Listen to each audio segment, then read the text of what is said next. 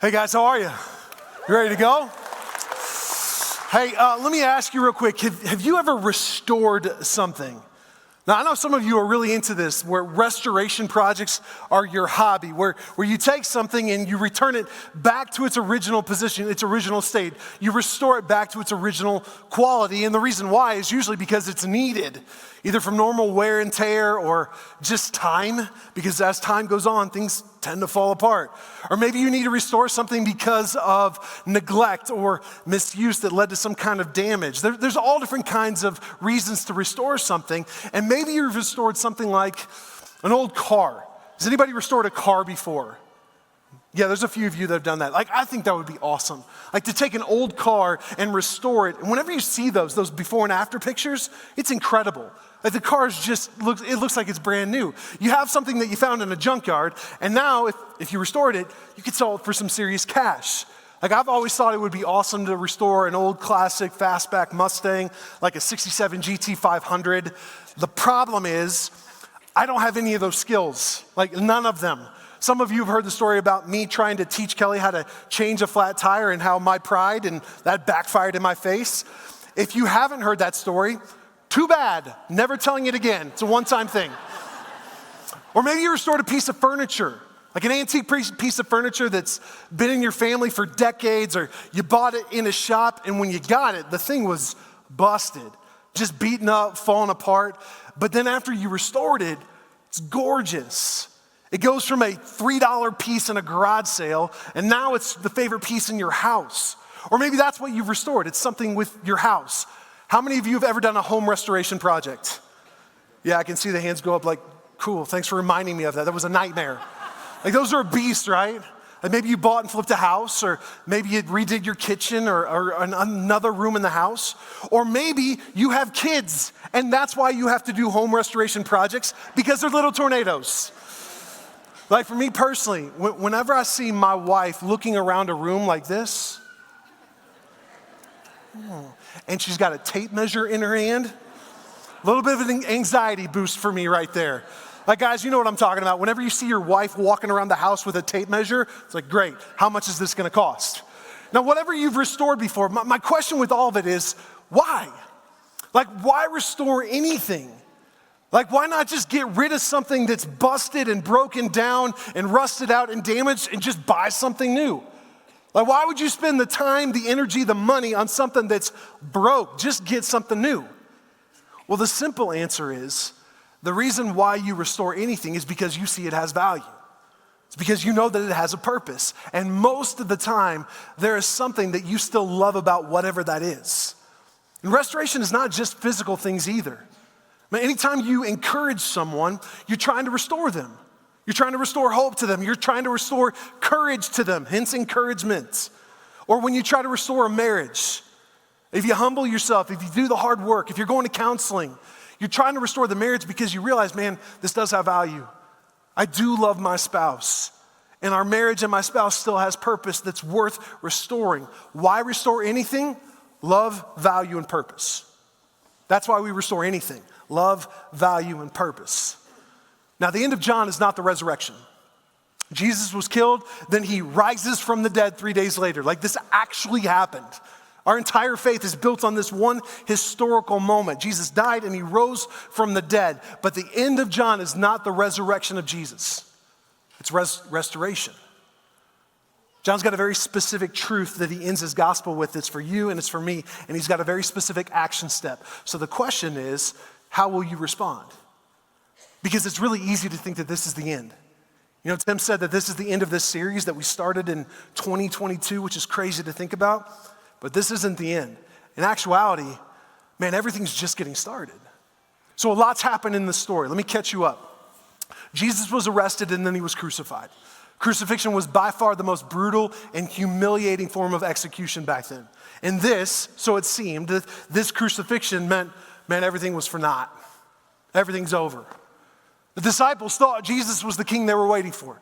They thought he was the king that they had been prophesied to about. They thought he was the king they were waiting for. They thought he was going to be the king that was going to overthrow the Romans and restore Israel back to its glory days, like when David was king. They thought that was going to happen, but it was the opposite. He didn't overthrow the Romans. The Romans were the ones that gave the green light to kill him. Like, what just happened? So then the disciples have to go into hiding. And they go into hiding with some degree of depression because they're trying to figure out, how did we get this so wrong? Did we bet on the wrong horse? I mean, we thought this dude from Nazareth, we thought he was the guy. He checked all the boxes, but man, a king doesn't get betrayed. Not like that, not the Messiah.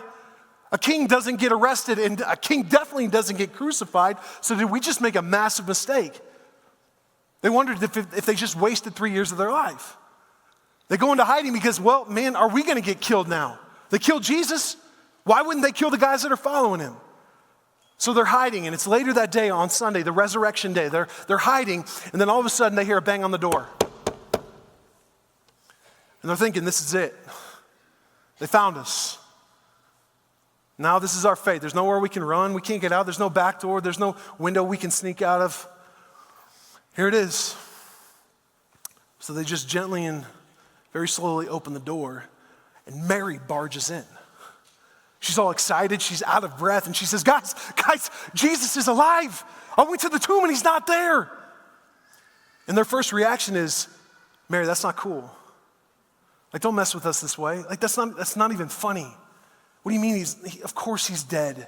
You need to come to grips with this. Maybe you're just delusional right now. He's dead. We know he got crucified. John was there. John saw him hanging on the cross. He's dead. Get over it. But then you know who shows up in that room? Jesus does. You know the story. He just shows up where they're hiding. 8 days later, he does the exact same thing. He just shows up in the room where they're hiding. They get to see the nail holes. He shows them, here are the nail holes. Look at the hole in my side. They get to touch it. Like, just they got to see the truth that Jesus was killed, but now he's alive. He rose from the dead. I mean, just think about the emotional whirlwind that would have been. You go from thinking that this is the king, this is the dude, and we're in his inner circle. Then he gets betrayed. Then he gets arrested. Then he gets crucified. Now he's alive again. He rose from the dead. I don't know about you. Me personally, I've never seen a resurrected body. I'm guessing that's a pretty big trip. Like, all of that happened in about an 11-day period. I talk about an emotional whirlwind. So Jesus leaves, and Peter's like, all right, guys, I need a break. I'm going fishing. That's what he knew. That was a break for him. And 6 of the other disciples are like, hey, we're going with you. Let's go fishing. So they leave, and they go back home. They go to the Sea of Galilee. This is what they know, and they start fishing. They needed a break. They needed something that was familiar. They needed something that felt safe to them. So they go fishing. Me personally, I would play golf, but they go fishing. And they're out there doing their thing, and guess who shows up again? Jesus shows up again. They're out on a boat just a little bit off the shore of the Sea of Galilee. Jesus is walking on the beach. He's got his toes in that sandy gravel mix, and he yells out at the boat. Peter and John are pulling up a net on the side of the boat, and John just elbows Peter and says, it's Jesus. And Peter in that moment does the same thing that I think most of us would do if we physically saw Jesus calling out to us on a beach. The dude just jumps out of the boat. This is the second time he's jumped out of a boat to get to Jesus. He jumps out of a boat and he's slapping at the water because he's not a very good swimmer. And his clothes and his sandals make it really hard for him to cut through the water. On top of that, his breathing is all off because he's so excited to see Jesus again. So he takes some unwanted gulps of the Sea of Galilee. He's coughing that out as he stumbles up onto the shore where Jesus is. And when he gets to Jesus, Jesus just cracks this soft smile because this is classic Peter. The dude standing there in his clothes, soaking wet, out of breath, coughing up the Sea of Galilee. The cool morning breeze hits Peter. It's cold, especially when you're wet. So Jesus brings him over to a charcoal fire that he started so he could get warm. Breakfast is already there. It's ready. There's fresh bread. You can smell it next to the fire. They grab some of the fish. They throw it on the fire. Then they sit down on the beach to have breakfast together while the sound of waves are lapping up softly behind them. Then after breakfast is over, Jesus looks at Peter and says, hey, Simon, son of John. That was his name before he met Jesus. Simon, son of John. Do you love me more than these? Not a question that Peter wanted to hear. It was a really hard question for him to hear. Because as he's sitting on the beach with Jesus, all he can think about is the night when Jesus was arrested. That question sparked some serious flashbacks for him. He starts thinking about that night and how Jesus said to all the disciples, he said, hey, tonight, all of you, you're going to desert me. And Peter says, whoa, hold up, Jesus, hold up. I don't know what these guys are going to do. Not me. I'm no coward. I'm not backing down. I'm ready to die for you now. Let's go. I'm not going to bail on you. I will not desert you. Jesus, with that same soft smile, looks at Peter and he says, all right, Peter, tonight, you're going to deny that you know me, and you're going to do it 3 times before the rooster crows. Now when he's sitting on the beach, that's all he can think about. And then he gets a whiff of that charcoal fire, and that sparks another serious flashback. Because the last time he was standing around a charcoal fire was the night Jesus was arrested. When they arrested Jesus, they took him to Caiaphas' house. Caiaphas was the high priest back then in that year. They take him to Caiaphas' house. That's where Jesus first starts to get beaten up by guards. That's where they have an illegal trial. The trial they had at Caiaphas' house was illegal according to Jewish law. Caiaphas had a huge courtyard, so there was a massive crowd of people that came to see what happened. They want to know what's going to happen with Jesus. Well, it's kind of cold out, so they start a charcoal fire right in the middle of the courtyard. People are gathering around it. They're waiting to see what happens. Peter sneaks in there. He's next to the fire. He's warming up because it's cold. Then after a while, a couple people in the crowd start pointing him out, and they say, hey, wait. I know you. Like, you're one of those guys. And Peter's like, no, I'm not one of those guys. No, really, you're one of Jesus's guys. Your accent gives you away. He says, no, I'm not one of those guys. No, seriously, I recognize you. You're one of Jesus's followers. And Peter says, I don't know what you're talking about. I don't know him. Right in that moment, the rooster crows. And through the crowd, across the other side of the courtyard, there's line of sight with just one person that's looking at Peter right after he denied him for the 3rd time. And through the crowd, Peter looks over, and it's Jesus. He makes eye contact with Jesus. It's one thing, think about Jesus and how he felt right then. But at the same time, what did Peter feel like? Everything Jesus said was going to happen. The stuff that Peter said, no way it happened.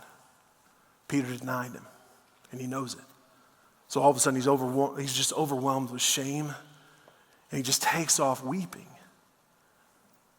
Now the night of the resurrection, when Jesus comes and meets the disciples in that room they were hiding in, the first thing he said, both times he shows up, the first thing he says is, peace be with you. Don't worry, peace be with you. You don't have to be afraid. Peace, I came to bring you peace. Peace be with you. Peter heard him say that. But he can't think about that right now. All he can think about is sitting next to this charcoal fire with Jesus. All he can think about is the last time he was at a charcoal fire, he was denying Jesus. Man, am I ever going to get rid of this guilt and shame? Am I ever going to be made whole again? Can I ever be forgiven? Peter's embarrassed. He feels ashamed. He feels hopeless. He feels like a lost cause. Now, pause the story and put yourself in the story. Because all of us, we're right in the middle of this story. Like, I think I would have said the exact same thing that Peter said that night. Jesus, I don't know what these other people are going to do. They might deny you. They might run from you. Not me. No way. I'm not a coward. My faith is strong. I'm not going to desert you. I won't bail on you. I'm ready to die for you. I'll never deny you, Jesus. I would have said the exact same thing. And I think every single one of us would have said the same thing. You might not be as outspoken as I am or Peter is, but we all would have said that. I would have said that. I have said that. But the sobering truth for me is that at the same time I've said I won't deny you, Jesus, me personally, I've denied Jesus. I have. And what's even more sobering for me is I've denied him way more than 3 times. Like, my sin is a denial of Jesus, my personal sin. Sin is a rejection of God. It's a rejection of Jesus. It's saying, no, I got this on my own. I'm going to do whatever I want. And a lot of times we think that that's all it is, that sin is just transactional. But it's much more than that. Sin is a condition of the heart. In fact, the Greek word used for saved in the New Testament is sozo. That can also be translated to meaning healed. So I need to be not only saved, I need to be healed from my sin, because my sin is a denial of Jesus. So is it every time I hide my faith. That's denying Jesus. Maybe I should speak up, but I don't. Maybe I should have a conversation, but I don't. Now, that doesn't mean being bombastic on social media and posting something. Everybody's brave behind a keyboard. That's not what it means. It doesn't mean go get a megaphone and start yelling at people on a street corner. Don't do that at all. But maybe I hide my faith in my circles. my circles of influence, the people that I know. Maybe I don't have a conversation that I should that's teed up for me. Maybe I don't do it. I hide from it because what will people think of me? Or I'm afraid of what I might lose. Or me personally, I like to be comfortable. And what I've learned is that challenges usually aren't very comfortable. So every time I hide my faith, that's me denying Jesus. I deny Jesus whenever I take credit that should go to him. If I ever think that, if something good is happening here in our church, if something good is happening here and I think that that's because of me, I try to take credit for that. Maybe it doesn't mean I say it out loud. I hope I would never be stupid enough to say that out loud. But maybe I'm thinking it. Nobody else knows it, but I'm thinking, hey, all these good things that are happening, that's because of me. That's me taking credit. That's me denying Jesus. Or if anything good is happening in my family, maybe we're just in a good spot or we're blessed. If I think that's because of me and not because of God's grace, I'm denying Jesus because I'm trying to take the credit from him. It's another way of saying I'm taking God's glory from him. Anytime I take credit for something that's his, I'm denying Jesus. Or when I get my priorities out of whack. Whenever I make myself my top priority, that's me denying Jesus. And I don't know if you're this way or not, but it's really easy for me to do this. Like whatever I want, whatever I think is best and right, whatever my feelings say is true, whatever makes me happy, I'm really great at making that my top priority. And whenever I do that, I'm denying Jesus. That's just scratching the surface. The examples are almost infinite. So if you and I want to be honest with each other, we've all denied Jesus. You have and I have. And it's been more than 3 times. We're right there with Peter on the beach. And I think what's really easy to do is to expect that the reaction that we're going to get from Jesus in return because of denial is rejection, right? Well, since you rejected me, cool, I'm going to reject you. Since you have denied me, fine, I'm going to deny you. Man, if the only reason you're here today is because somebody promised you lunch afterwards, or maybe you just got stuck in the turn lane on 66 and ended up in our parking lot. Like, that's a real thing, that happens. Like if that's you, or if you do believe in Jesus and you've believed in him for as long as you can absolutely remember, no matter where you're at personally right now, let me ask you as an individual question.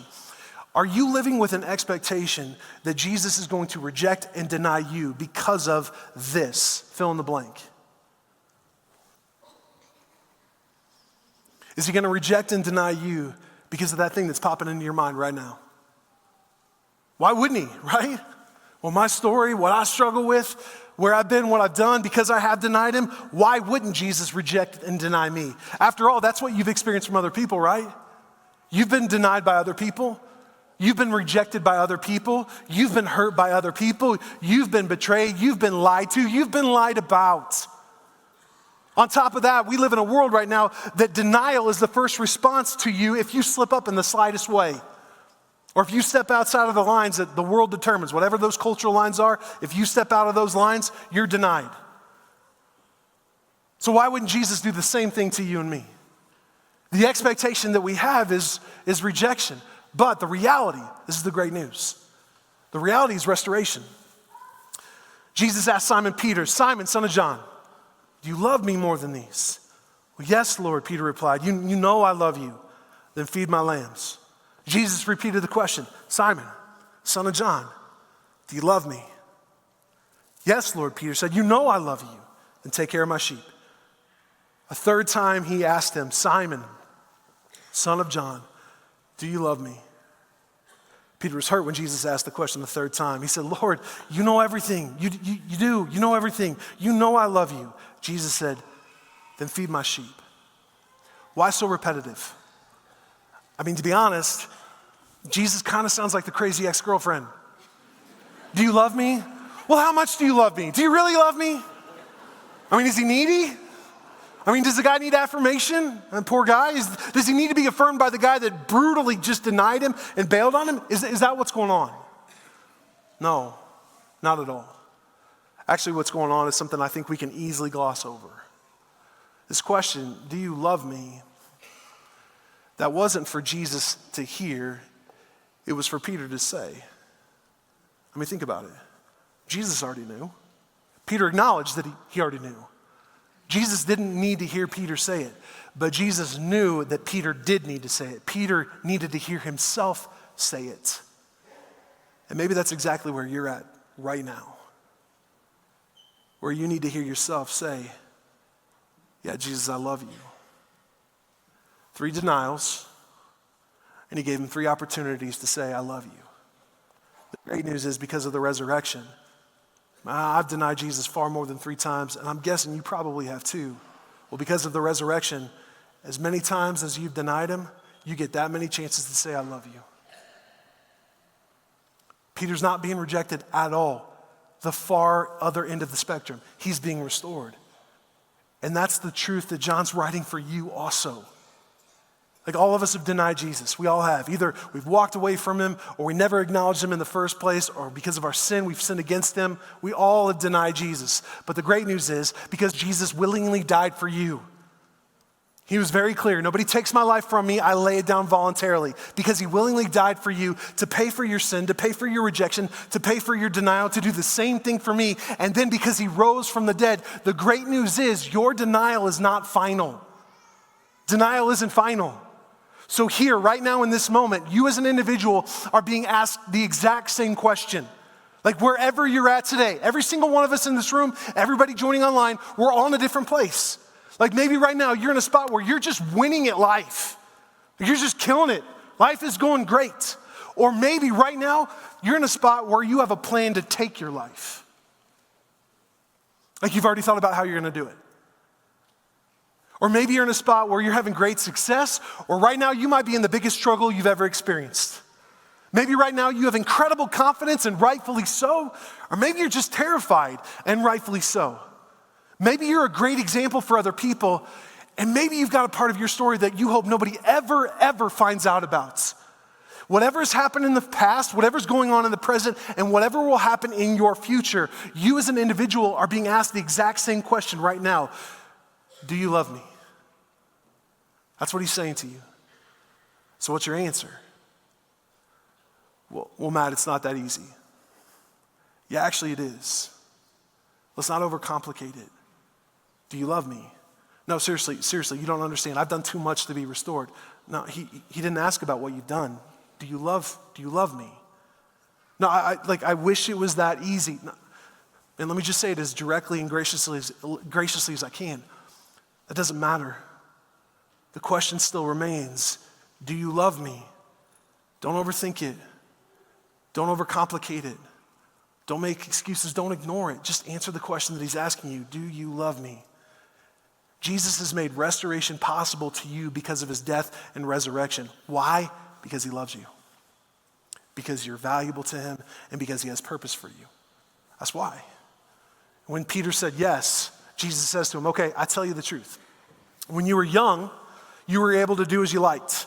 You dressed yourself and you went wherever you wanted to go. You'll stretch out your hands and others will dress you and take you where you don't want to go. Jesus said this to let him know what kind of death he would glorify God. Church tradition says that Peter was crucified, and when he went to be crucified, he never backed down after his honest faith. When he was crucified, he said, hey, wait a second, I'm not worthy to be executed the way my Lord was, so they crucified him upside down. Jesus is telling him that's going to happen. And then he says this, follow me. Who cares if death is coming? Follow me. Peter turned around and saw behind him the disciple that Jesus loved, the one who leaned over to Jesus during the supper and asked, Lord, who will betray you? That's John. And Peter asked Jesus, well, what about him, Lord? He's comparing himself to John, which I don't know if you're the same way, but it's really easy for me to compare myself to other people. The problem is comparing yourself to other people usually leads to one of two things, either discouragement or distraction. Comparison to other people, that's just self-inflicted discouragement, or it will distract you from the purpose that you have. That's what he's doing right there. What about him, Lord? Jesus replied, if I want him to remain alive until I return, what is it to you? He's saying, don't worry about John. I'm just talking to you. You follow me. The first time Peter ever met Jesus, it was the exact same scene. He's in a boat right off the shore of the Sea of Galilee. He's fishing, and Jesus calls out to him, and he says, follow me. Now, in their last face-to-face interaction, he says the same thing. Peter, follow me. Peter's relationship with Jesus was bookended by follow me. The guy that betrayed him, the guy that bailed on him in a pretty brutal way. Peter was as close to Jesus as you could get, and he denied him. He left him. Well, the last thing Jesus says to him is, Peter, do you love me? Okay, yeah, I know you do. But I know that you needed to hear yourself say it. Now I need you to know that I've forgiven you. There's grace. I'm restoring you because I have purpose for you. Now, follow me. Pause the story again. Put yourself back in the story. If Jesus' death was final, then your denial would be final also. Mine too. If his death was final, if he didn't walk out of that grave, our sin is final, and that's bad news. That's really bad news. But because he walked out of a grave, because that actually happened, that means there's restoration, there's forgiveness, there's grace for you. That's the truth. So the very thing that Jesus is saying to you right now is what he said to Peter. Do you love me? Okay, then follow me. And this is for everyone. If this is your first time ever hearing any of this, or if you've been following Jesus for as long as you can remember, the call to follow him is a daily call. It's a daily call. And here's the truth. All of us are already following someone or something. As much as we love our individualistic culture, you and I, we're followers. And maybe you're saying, well, hold up, Matt, man, I know that other people are followers, but I love leadership. I'm a leader. That's true. I mean, I love leadership too. I value it too. And you very well could be a leader in some capacity. No matter what, though, you're still a follower. So am I. We're all following someone or something. Maybe you're following another person. Like in our culture, we take someone and we give them value based on how many followers they have on a social media platform. You know how messed up that is? I mean, I was looking at some stats today, this week, it was comparing two Hall of Fame players. It was comparing their career stats against each other. And the very last column, the very last stat that they compared against these two Hall of Fame players was how many followers they have on Instagram. Like, how does that make you, whatever, that's not value. Like your identity, your worth is not attached to how many people follow you on social media or report to you at work. That's not where your value, that's not your identity. But maybe you're following another person or people. Maybe you're following a popular narrative today. And the stories that we listen to, the stories we believe, man, they absolutely shape us. Maybe you're following a political party or a political candidate. Maybe you're following pleasure or a career. Maybe you're following your own emotions. Maybe you're following the ghosts from your past. Every single one of us, you and me, we're all following someone or something. And my guess is that we wake up every day without realizing what it is we're actually following and realizing what it's actually doing to us. Because here's the reality. You are formed by what you follow. You are being formed by what you follow. That's been true your entire life. It's true today and it will continue for the rest of your life. You are formed by what you follow. So what are you following? And if you don't know, and I don't know what I'm following. Look at the markers in your life. If you just feel like, man, I have anger all the time, some bitterness, some fear, apathy. Man, I can never really be totally content or satisfied. I just feel like I'm loaded with guilt and shame. Maybe I feel like I'm being used. It could be anything. All of those things, if those are being formed into you, they're being formed by whatever you're following. And then the opposite side of that coin, if you're following Jesus, you're going to be formed to look more and more like him. You're going to be formed and you're going to become more and more like him. If you're following Jesus, things that are going to get formed in you are things like real courage, humility, strength. If you're following Jesus, things that are going to get formed into you are things like love, like authentic, genuine love, joy, peace, patience, kindness, goodness, faithfulness, gentleness, self-control. Those things are going to get formed in you. In fact, following Jesus is not about getting into heaven. It's not. That's usually what we think. Okay, if I follow Jesus, that's how I'll get into heaven. That's just a byproduct. Following Jesus is not about getting in heaven. It's about getting heaven into you. Now, where you become a person of peace, where you actually become a glimpse of heaven to other people. And I know that kind of sounds crazy to think about. How am I a glimpse of heaven to other people? Like I don't have it figured out. Me neither. I don't have my life all put together. Me neither. Does it mean you're perfect? Not at all. It just means there's something different about you. And even the people that disagree with you are drawn to you because they see something different about you. They see heaven in you, even though they couldn't articulate it that way. When you follow Jesus, heaven is being formed in you right now. And that does not happen by accident. And it doesn't happen by saying a quick prayer either. That is a daily decision to reorder and prioritize your life around following Jesus, where he becomes the undisputed number one priority in your life. He becomes the priority over career, over ambitions, over relationships, over income, over hobbies, over reputation, over everything. The way we say that around here as a staff, we say go for the bronze. Wait, hold up, Matt, don't you mean go for the gold? No, I don't. I mean go for the bronze. What that means is, in my life, Jesus takes the gold medal, my family takes the silver, I take the bronze. And when you reorder your life to prioritize following Jesus first, what's awesome is that everything else in your life can fall into the rightful place, which means all of those things can actually start to thrive. 2 Corinthians 5:14-15 says this, either way, this is Paul, either way, Christ's love controls us. Since we believe that Christ died for all, we also believe that we have all died to our old life. He died for everyone so that those who receive his new life will no longer live for themselves. Instead, they will live for Christ, who died and was raised for them. That's a radical call. To follow Jesus is a radical call, and a radical call deserves a radical reaction. Man, don't let the past prevent you from following him in the present. Don't compare yourself to other people and let that discourage you to the point where you miss out on the purpose that he has specifically for you. And don't let another priority take the gold medal. Don't let hell be formed in you instead of letting heaven be formed in you. A radical call deserves a radical reaction. Let me give you an example of this. Check out this story.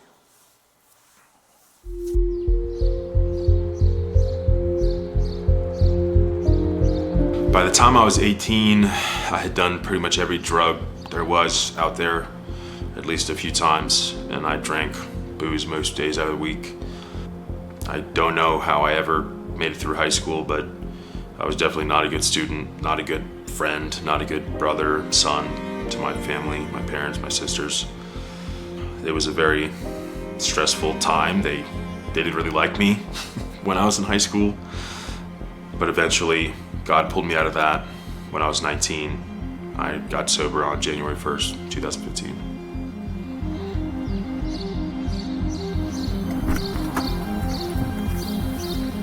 For last several years, just kind of was living and working in Virginia and still kind of feeling empty, like there was something missing. You know, basically I tried to find that meaning, that purpose in a career and a woman, which I pursued a few different routes with both of those things, and none of them worked. They both kept failing. I kept failing at them, and eventually just got tired of it and said, I'm getting out of here. I'm gonna leave. I'm gonna go travel the country and work in all these different states across the country. And that was kind of a long 2-year thing until I landed in Colorado last year.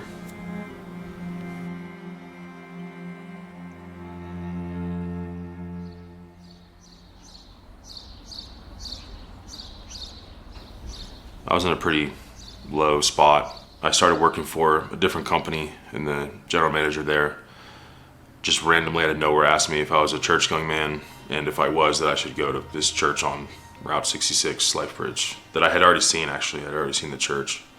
Started showing up on Sunday mornings, even though I was not a believer. I didn't really know why I was going, and all I knew is that it was really hard to fight the tears when I would hear the worship music. That's all I really knew at first.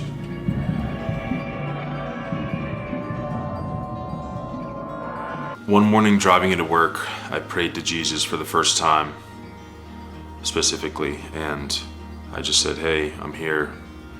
Tell me whatever you need to tell me. I'm not gonna ask anything of you because I never really believed in you before. So, whatever you wanna tell me, I'm here. A couple hours later, I'm driving down to a job in Denver, and I'm on the highway listening to sermons, and on the back of a truck, I see swiped into the dirt, Jesus, Jesus, Jesus, like 7 times down the side of his truck. And then he loves you, exclamation point. And in an instant, heart cracked open, and I just knew that it was the truth, all of it. He was real. He was there, here, everywhere. He loves me, he's for me. Immediately from that day, got involved with 3 different small groups, started to serve and volunteer at the church, and immediately thought about baptism, wanted to be baptized, but I wasn't sure if I was getting ahead of myself or being real, authentic or not. Pretty soon, after a few months, I knew that it was something that I needed to do because I had already had the baptism of the Spirit, but now I wanted the public declaration of the baptism of the water. So, signed up to get baptized, got baptized just a couple months ago in early January, and nothing's really been the same since.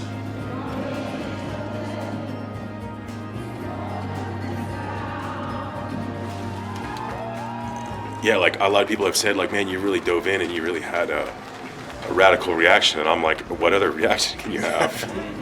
You know, like how else should somebody respond to that? When you hear that, when you find that out. Yeah, it's been a journey. I read somewhere once that God is either everything or he is nothing. What is your choice to be? And so, everyone has a choice to make.